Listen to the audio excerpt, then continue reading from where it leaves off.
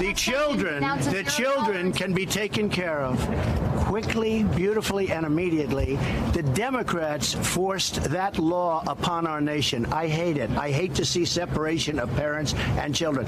The Democrats can come to us as they actually are. In all fairness, we are talking to them, and they can change the whole border security. But there's no law that says that families have to be separated at the border. The There's another way to go gave about us it, Mr. the President. laws. Now, I want the laws to be beautiful, humane, but strong. I don't want bad people coming in. I don't want drugs coming in. And we can solve that problem in one meeting. Tell the Democrats, your friends, to call me. Okay. Your friends, the Democrats. There are only two explanations for what you just heard from the president. Either the president isn't briefed about what's going on at the border. Ding, ding, ding. Or he's lying to the public ding. about who's responsible. Here are the facts. Forcibly separating children from their parents at the border is not a Democratic law. It's a policy put in place by the Trump administration. Full stop. And that Trump administration policy has resulted in 2,000 children being taken from their parents over a 6-week period from mid-April through the end of May. In case that number is hard to visualize, let's put a face to it. This photo was taken on Tuesday in McAllen, Texas. A 2-year-old Honduran child seeking asylum in our country, sobbing as her mother is searched and detained at the border. The caption on this image from Getty reads, "The next stop on their arduous journey, one that began 1 month and some 1,500 miles earlier, will be a U.S. Customs and Border Protection Processing Center, where they will be forcibly separated in keeping with President Trump's new zero-tolerance immigration policy." Joining us now is Rev Al Sharpton, president of the National Action Network and host of Politics Nation here on MSNBC. We have a lot of conversations about politics and about what kind of country we want to be when we see the attacks on the Justice Department, the attacks on the intelligence community, the bald-faced lies coming out of the president's mind, but not very many things make me wonder, what the hell are we doing? What the hell are we doing? I think a lot of us are wondering that. When you saw this picture you just showed of a 2-year-old kid watching his mother frisk, when you then see not only a distortion of facts around the law, because the law that the Democrats put in or President Obama put in did not require you to separate children from their parents. The law Bush put in didn't require you to separate. Correct. The law Clinton had to. I mean, no president. But the thing that really outrages a lot of us in the clergy is for the Attorney General to stand up there and use the Bible to justify something as wicked and reprehensible as what they're doing, and use a biblical verse that they use to try and justify slavery. I mean, he should have just said, you know, slave, obey your master, because that's the biblical reference he was making. And it is not the right interpretation of the Bible. You know, I spent much of the day, we're putting together a clergy group to go down there and attempt to visit these children, because they should at least have a clergy visit and talk to people. I'm going to see if he lets us visit people. They let gangsters see clergy. I'm going to see if they'll let children see them. Let me get some more facts out, though. Hang on, I'll get right to you. So Philip Bump has a piece out. I just want to keep explaining the craven nature of the lies the president is telling right there. So here again on the policy, how we got here. The separation policy is a function of decisions made by Trump and his team. The key shift here is to go to criminal prosecution of the parents that are caught, combined with the practice of not releasing them.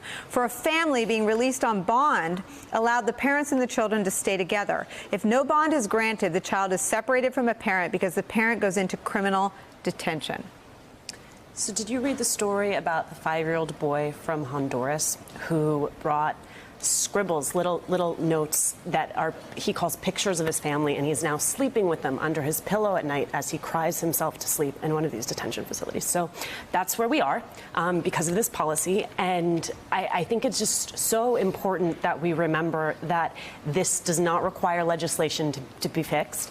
This could be handled by DHS by reversing this policy.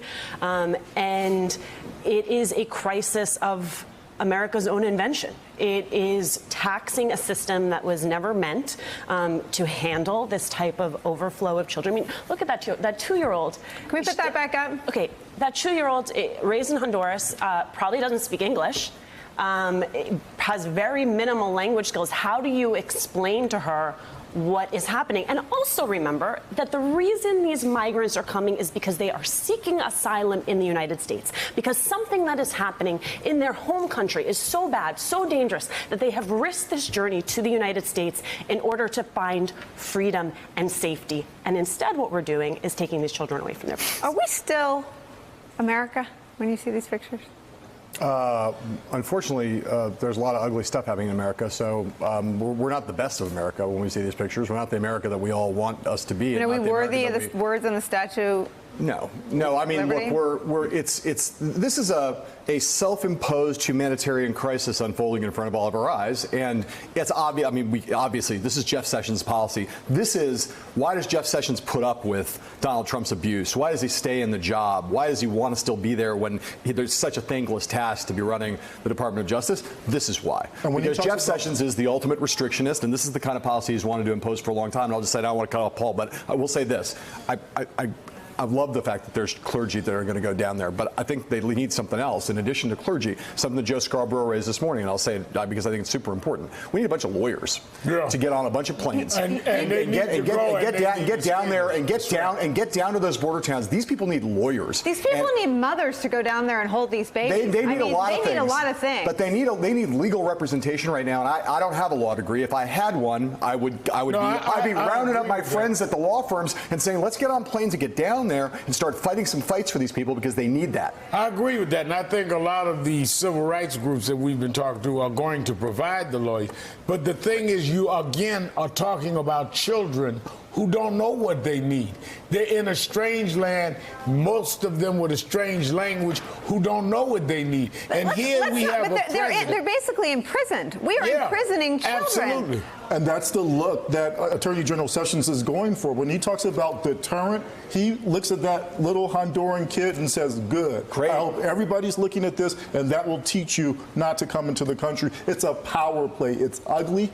It's unconscionable, and it's un-American. It's a disgrace. And, you know, a couple candidates for the FBI position who walked away told me that in their interviews with Jeff Sessions, they said, well, what was he looking for? They said he really wasn't that interested in the FBI. He was interested in securing the border, in crimes committed at the border, and securing the border to protect the country from crimes committed at the border. This is an obsession turned into a dark, real, cruel punishment for people that come to this country for a better life. Before I get to Sessions, I just want to say that it struck me today as President Trump was giving his interview and answering, no, it was during his tweet. He tweeted that he thought pre-trial detention was too harsh for Paul Manafort. So it's too harsh for Paul Manafort, but not for the thousands of asylum seekers that have come to our border. Okay, that's one. But they've also succeeded. I mean, this conversation has swung so far to the right.